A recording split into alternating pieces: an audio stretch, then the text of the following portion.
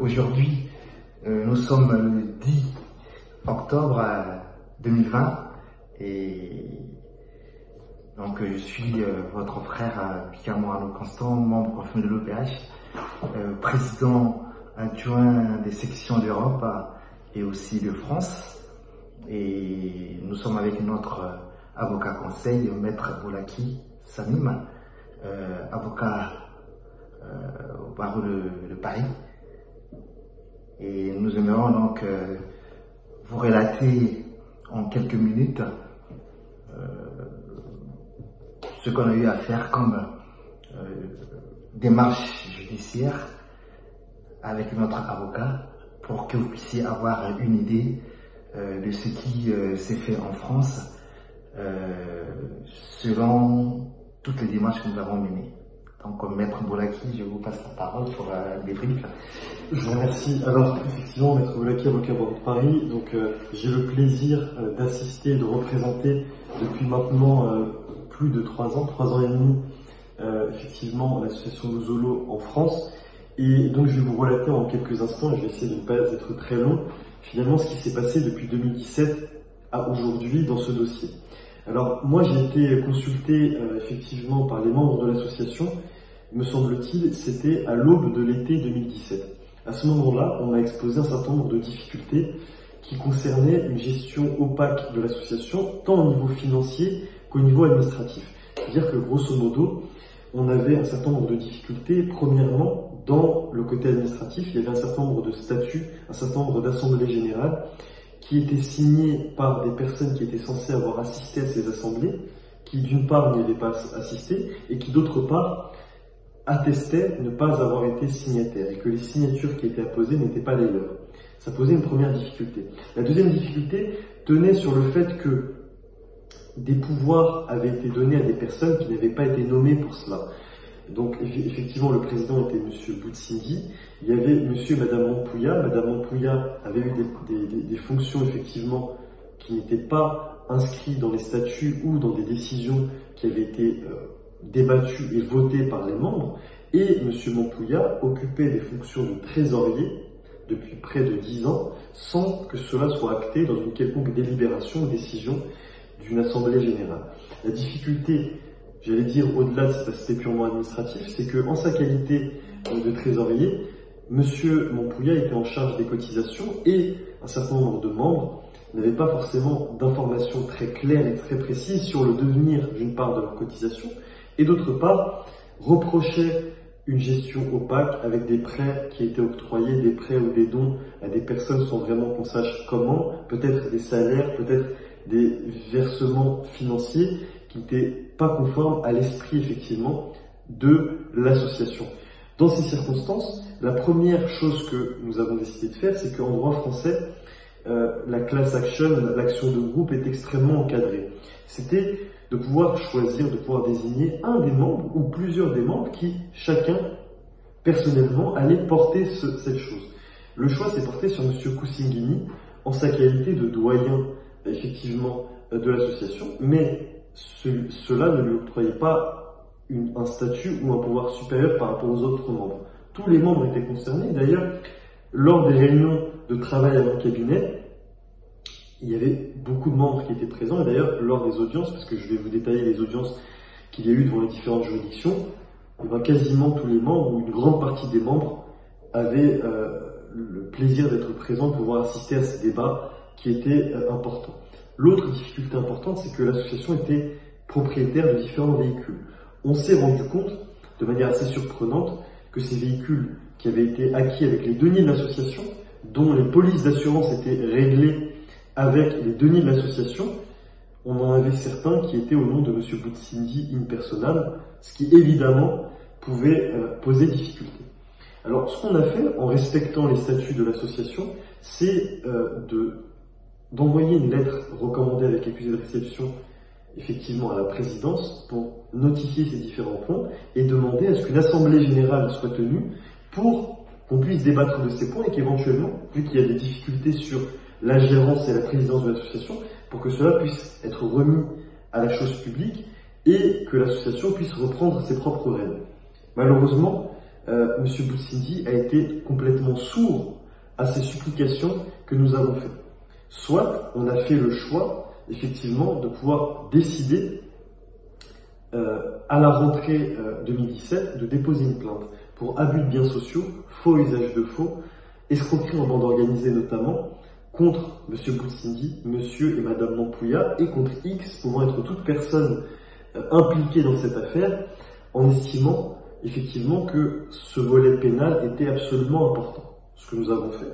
Quelques semaines plus tard, au printemps 2018, nous avons fait le choix de saisir le juge des référés près du tribunal de grande instance de Pontoise, en lui demandant quelque chose de très simple, de considérer qu'il y avait urgence à destituer les instances dirigeantes de l'association pour désigner un mandataire judiciaire, donc en l'occurrence un administrateur judiciaire, qui avait une mission que nous avons demandée, celle de convoquer une assemblée générale ayant vocation à renouveler les membres du bureau et notamment renouveler le président. Il y a eu une audience qui s'est tenue, effectivement, qui était extrêmement animée, au terme de laquelle une décision a été rendue le 29 juin 2018, qui, effectivement, nous a vus victorieux, qui nous a donné raison. Et au terme de cette décision qui a été prise le 29 juin 2018, le juge des référés a considéré que notre assignation était recevable, a considéré qu'il y avait urgence à débouter M. Boutsindi et M. Mampouya de leur demande de mise hors de cause, et notamment on a maître Philippe Blériot, administrateur judiciaire, qui a été désigné en qualité d'administrateur provisoire de l'association. Donc, à compter de ce moment-là, c'est lui qui avait pour mission de gérer l'association en lieu et place de M. Boutsindi. Je remarque d'ailleurs que un appel a été interjeté. J'y reviendrai, parce que, en attendant que l'appel soit audiencé, si vous voulez, il y a eu une difficulté qui s'est posée, c'est celle de l'exécution de la décision. Évidemment que M. Philippe Blériot, administrateur judiciaire, a été désigné, mais M. Boutsindi, M. Mampouya ont fait de la résistance et ne lui ont pas communiqué tous les éléments comptables et financiers lui permettant d'exécuter sa mission. Donc, je me souviens, on a eu de longs débats sur ces éléments-là, parce que, finalement, heureusement que les membres de l'association, qui sont ici présents et ceux qui nous suivent, ont pu faire des démarches, notamment auprès de Maître Blériot, pour s'assurer de reconstituer la comptabilité de l'association. Parce que M. Boutsindi, M. Mampouya notamment, et Mme Mampouya également, ont fait le choix de ne pas vouloir collaborer et de ne pas vouloir, finalement, que l'administrateur judiciaire ait tous les éléments en main pour réaliser sa mission en bonne et due forme. Ceci étant dit, un appel a été interjeté par leurs soins, ils ont changé d'avocat en prenant peut-être l'un de mes éminents confrères qui était peut-être plus chevronné pour pouvoir mettre le maximum de chances de leur côté. Donc à ce moment-là, un débat s'est tenu devant la cour d'appel de Versailles. La cour d'appel de Versailles a vu une audience extrêmement animée, au terme de laquelle, finalement, des nouveaux éléments ont été apportés par M. Boutsindi, M. Mampouya, Mme Mampouya.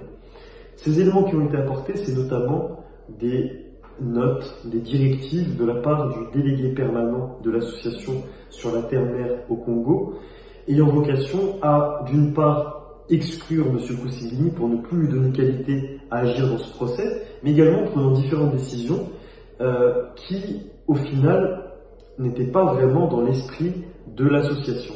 Et quand je parle de l'association, je parle de la véritable association, parce que, en finissant ce débat-là, on va évoquer peut-être un petit peu la situation au Congo, et notamment une deuxième association qui vient en lieu et place de l'association unique et véritable, celle qui est sous le récépissé 884/83, et ça on y reviendra. Mais donc ce débat s'est tenu, et dans le cadre de ce débat, évidemment, la cour d'appel de Versailles, cette éminente juridiction, nous a encore une fois donné raison. Donc finalement, ils ont été déboutés de leur appel, et on a été validé dans cette structure et finalement dans cette assemblée générale et cette destitution qui avait été faite. La procédure pénale suit son cours, donc le doyen des juges d'instruction a été saisi pour que l'affaire pénale puisse aller jusqu'au bout, parce que ce que nous souhaitons, c'est voir condamner effectivement ces personnes pour les infractions qu'ils ont commises.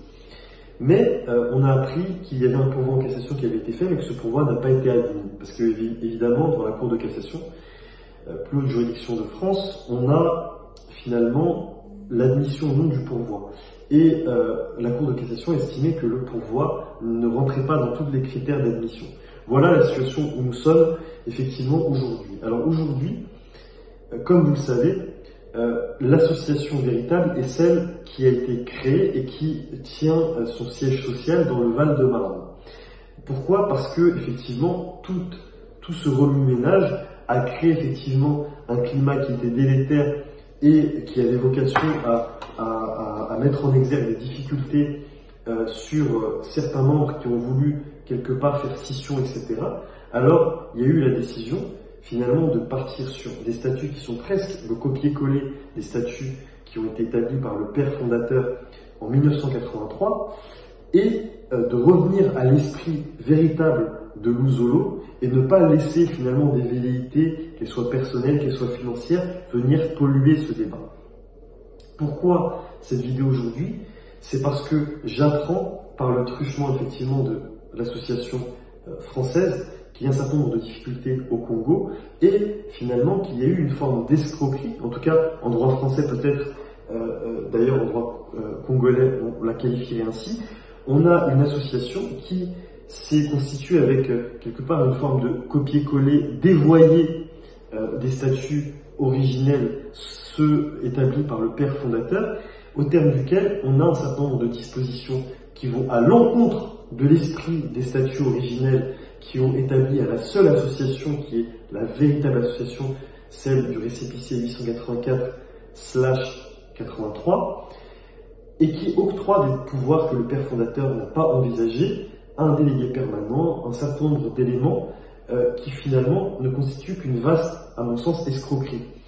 Donc évidemment que les actes aussi qui sont commis par cette association, donc vraisemblablement des mouvements financiers, des choses, des salaires, etc., au-delà de ne pas être débattus et fait l'objet de vote par les instances qui sont ceux de l'association originelle, ne respectent pas tout cet esprit.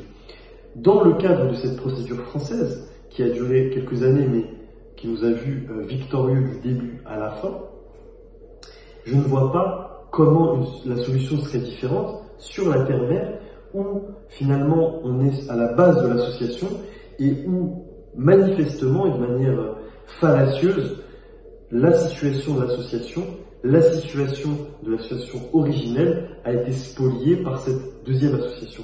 Donc je n'ai pas de doute, à la place qui est celle que j'occupe, à savoir celle d'avocat au barreau de Paris d'une part et d'avocat de l'association Louzolo d'autre part, je n'ai pas de doute sur l'issue de ces procédures au Congo, qui, à mon sens, devraient être similaires à celles en France, parce qu'elles ont davantage de légitimité sur la terre-mère au Congo qu'elles ne l'ont ici. Je ne vois pas comment et dans quelles circonstances les éminents magistrats congolais ne pourraient pas considérer que cette escroquerie et ces faux usages de faux et ces abus de biens sociaux et surtout cette création d'une entité ayant vocation à flouer les gens, à les mettre dans une situation un petit peu d'absence de clarté pour les diriger vers une instance qui n'est pas celle qu'ils pensent épouser. Je pense que les magistrats congolais ne pourront que constater tout cela. Voilà ce que j'avais à vous dire et je vous adresse mes sincères salutations et je reste à votre disposition, à tous les membres de France et de Navarre pour toute question en ma qualité effectivement d'avocat de l'association. Donc n'hésitez pas, si vous avez la moindre interrogation, soit par le truchement du président, soit en me contactant directement, je saurai être à votre écoute et pouvoir vous répondre ou vous éclairer sur quelques pans de cette procédure française. Je vous remercie. Merci beaucoup, Maître Samy Boulaki, avocat au barreau de Paris et avocat de l'association Louzolo Amour OPH en France, et aussi notre avocat des associations filles qui se trouvent donc dans plusieurs pays et dont nous sommes affiliés à l'association mère au siège donc au Congo, qui est donc l'association Louzolo Amour OPH 884 du président fondateur Guy-Émile Houphouët-Boigny. Nous vous remercions infiniment. Et, par contre, maître, on avait quelques questions, notamment la procédure que nous avons abordée en France, où nous avons essayé de faire à l'amiable des négociations pour ramener la partie adverse, donc au 004, puisque la partie adverse, c'est bien les membres du 004/15 qu'ils ont créé en 2015, et donc ils ont même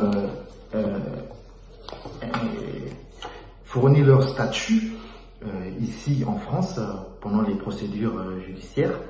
Ils ont même stipulé dans leur statut qu'ils ont mis en place eux-mêmes, notamment l'article, je crois que j'ai vu l'article 12, voilà, où ils disent que en cas d'empêchement du président fondateur, donc l'association est gérée par le délégué permanent, Monsieur Ikindu Sombolo. Bon, ce qui est bien différent des statuts de Guy-Émile Houphouët-Boigny qu'il a mis en place depuis 1983. Et je tiens à rappeler que Guy-Émile Houphouët-Boigny, le président fondateur, a bien dit sur cassette et par note circulaire que je sois mort ou vivant, personne n'a le droit de changer ce statut. Et je l'ai dit à mon Dieu et je l'ai aussi signifié à l'État congolais. Donc si aujourd'hui ils ouvrent une brèche, donc la partie opposée ouvre une brèche pour créer leur propre association, ce qu'on fera, c'est d'accepter leur propre association, de les accompagner vers leurs vœux et qu'ils changent par exemple de nom. Absolument, parce que encore une fois, me semble-t-il, je parle sous votre contrôle, c'est qu'à un moment donné, il faut être très clair, extrêmement clair. Cette association, quelle est-elle? Elle est celle, effectivement, de Guy-Émile Houphouët-Boigny, avec ses statuts et avec, au-delà des statuts, avec sa parole et effectivement ce qu'il a prêché.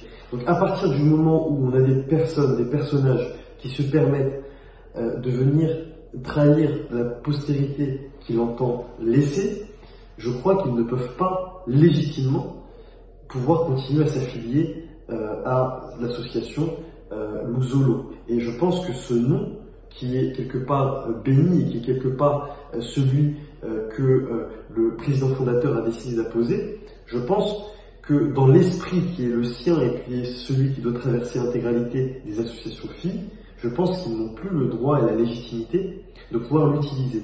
En tout cas, me semble-t-il, vu que tous ces éléments-là sur cassette, etc., il a été notifié notamment à l'État congolais, je pense qu'au Congo, il doit être fait reconnaître par voie judiciaire que la postérité, effectivement, du président fondateur Guy-Émile Houphouët-Boigny implique que des associations qui ne procèdent pas de ses statuts et finalement de sa parole ne doivent pas avoir le droit de continuer à s'appeler ainsi, parce que ça peut amener effectivement un flou et ça peut amener des personnes qui pensent adhérer au véritable message vers une erreur et peut-être même vers être floué et faire l'objet de traitements qui ne sont pas conformes à l'esprit de président fondateur Guy-Émile effectivement Houphouët-Boigny.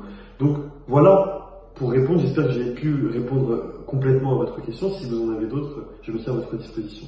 Merci beaucoup, maître. Et vous avez normalement le dossier de toutes les victoires que nous avons eues au Congo judiciaire, notamment la Cour d'appel de Pointe-Noire, le tribunal de grande instance de Pointe-Noire, et aussi le compte rendu du ministère de l'Intérieur du Congo reconnaissant l'unique association 884/83 de Guy-Émile Houphouët-Boigny. Voilà, donc il n'y a pas plus éloquent que cela, évidemment. Et aussi la Cour suprême du Congo. Et voilà, chers frères et sœurs, ce qu'on avait à vous relater aujourd'hui. Et nous sommes bien au cabinet donc, de notre avocat, Maître Bolaki Samim. Et il est toujours prêt à nous accompagner pendant que nous avons besoin à n'importe quel moment, à n'importe quelle situation.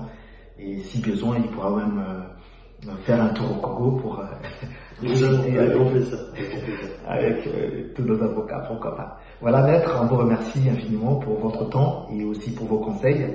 Et nous allons toujours travailler ensemble, la main dans la main, comme vous savez bien faire. Merci à vous. Merci.